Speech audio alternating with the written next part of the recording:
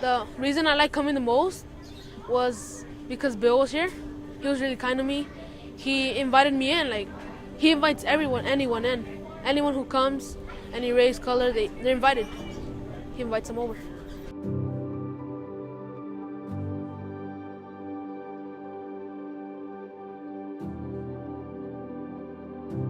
Food is one thing that we always thought that it's just a given, but a lot of people, to them, it's not a given. You know, they help out the community a lot by serving food to children, which I'm all about. I'm all about the community.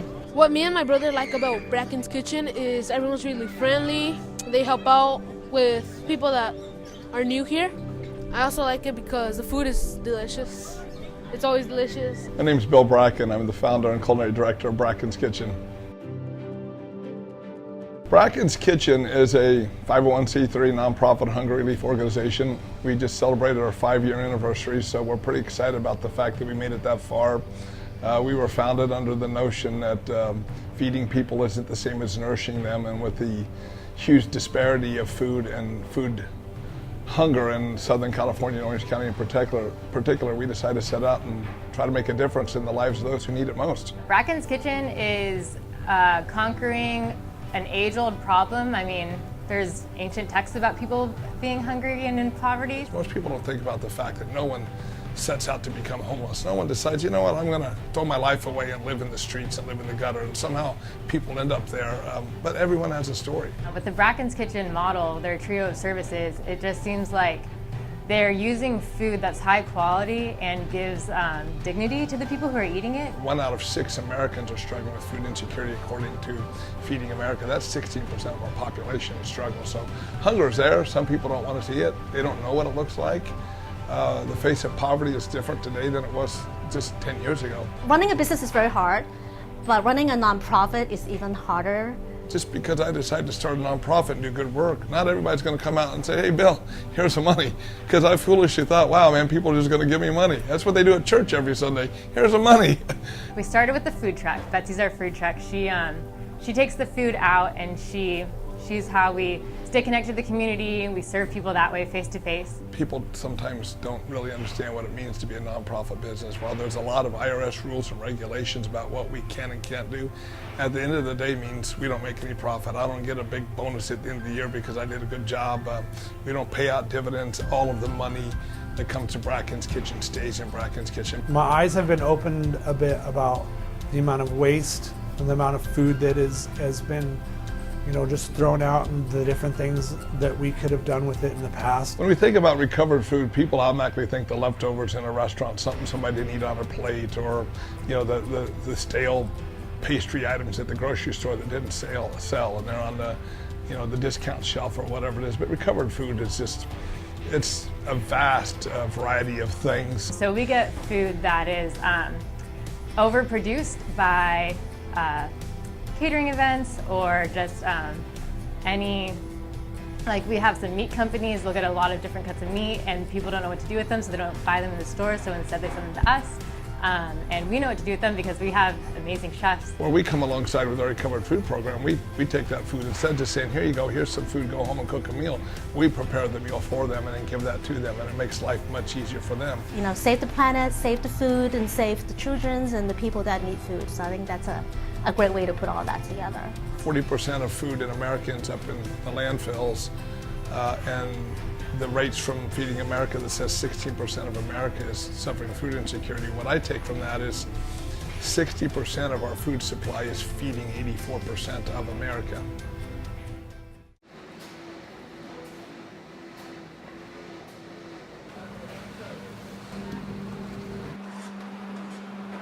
I normally get here about 8 o'clock in the morning. The average day at the Bracken's Kitchen for me starts off pretty early. It's hard work, but it's a lot of fun. Every day is a little different. I come in, analyze any sort of donations that we've gotten in for the day. Set up the cooking area, get the cooking utensils out. We go from choppings to cooking to cleaning to anything you can think of. Check my emails, answer any volunteer inquiries that we have. We get a lot right now. I get out the equipment. I then process what I'm going to have my volunteers do for that day. Just kind of opening up the kitchen.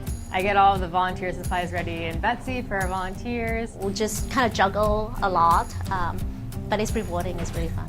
At the close of the day, it's washing up the dishes and heading home.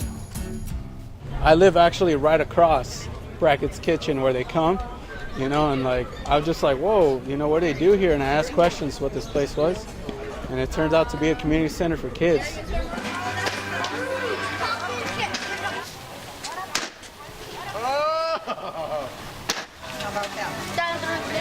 Ross Street is one of our favorite places. We've been there almost 3 years now just because it was one of our first stops on our food truck feeding program. And it's just near and dear to us. There's literally a generation of Hispanic kids in Santa Ana that call me Uncle Bill, and they're all family to us. And this is an after-school program that provides a safe place for homeless kids to go. So other people used to come and they spread the word to my grandma. And then she told me and my brother, we told our family, and we're trying to get other people to come so they can enjoy food the same as we do. And it gives these kids a chance to come do their homework, play in a safe area, and then the families come and have dinner. We feed the families, and then we invite all the families that are in the area, or anybody that's in the area for that matter, to come over and partake in a meal with us. We serve anywhere from 120 to 160 people at the event every Tuesday night.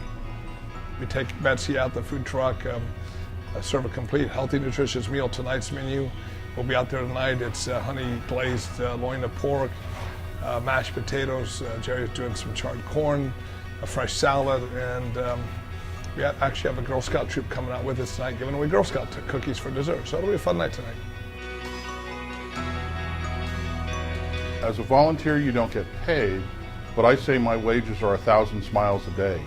It's really easy to lose touch of what you're doing when you're just behind a computer all the time, but when you go out there and you see the people and you're handing them food and they're so happy, it really brings a sense of joy, and you can just see the impact they're having. You know, sit and have lunch with a volunteer and you hear stories, and life has just become real for me over the last 5 years, because I know the journeys I've been on, but suddenly we all get to share those journeys together. It's pretty neat.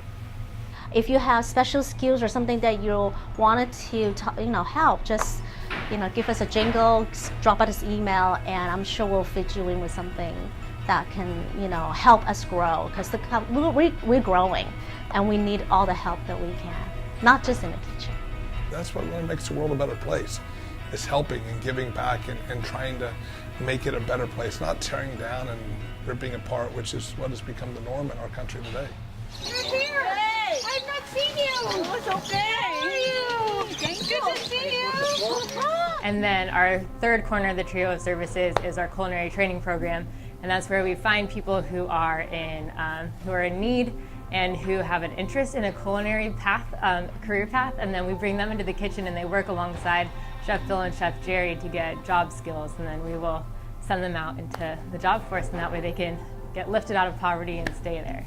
The only way you break a cycle of poverty and help lift people out of that life that they've known is through education and training.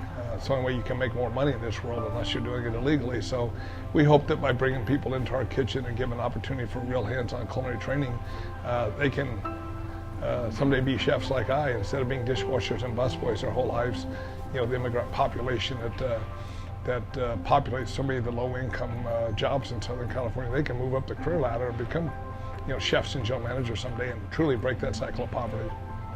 Yeah, I just want to thank them. I just want to show my gratitude, and I hope they grow, and I really hope the community donates or helps them in some way, because this is impacting not only the children but the community itself, and I'm very grateful for that. The true test of a nation and how great a nation is how they treat the least amongst them.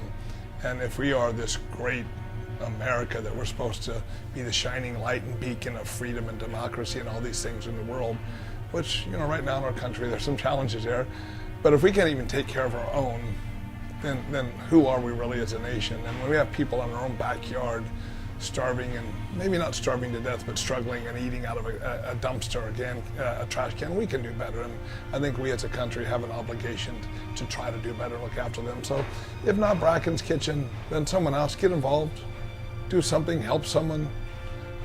it truly will be the best thing you ever do for yourself, because Gandhi once said, the surest way to find yourself is to lose yourself in the service of others, and that's worked for me. I think it'll work for you too.